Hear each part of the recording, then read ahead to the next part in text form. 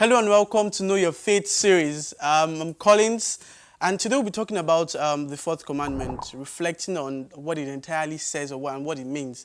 And we can see this in Exodus 20:12, which says, "Honor your father and your mother so that your days may be long." Now, this is the only commandment with a promise attached to it. So, what does honoring one's father and mother actually mean?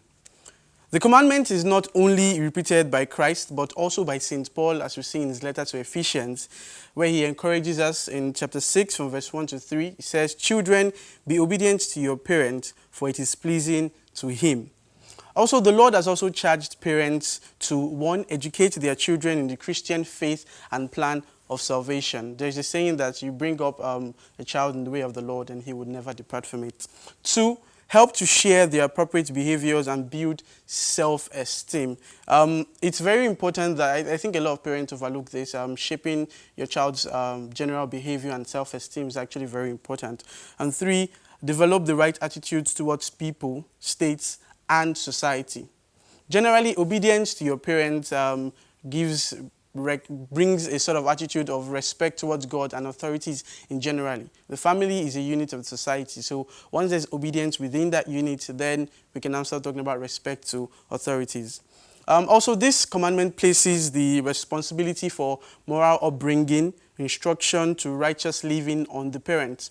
Obviously, we have other people who can, on certain occasions, fill this role. Teachers, guardians, sometimes the eldest sibling, spiritual directors, and even mentors. There's a common African saying that it takes an entire village to raise a child. Now, about the promise, like I said earlier, the promise would actually only hold if you obey the commandment. Yeah, it talks about, and it's fun because commandment talks about obeying your parents. So the promise would only come through if you actually obey that commandment. Now, a couple of people may ask, should we actually always obey our parents? Now, it's important to know that, yes, not all fathers are God-fearing, and not all mothers actually care for their children the way they should. However, this does not in any way negate the commandment, okay? But what it basically means is that even if we have such parents, once they tell us to do something, if it is something that is right and something that is good, of course you should do it. However, if it is something that goes against your general moral upbringing, then you should probably have a conversation about it. It's not about trying to claim that you're right or they are wrong, but just trying to have a general conversation to let them know that this is actually a wrong thing to do. Okay, so here's a question for today.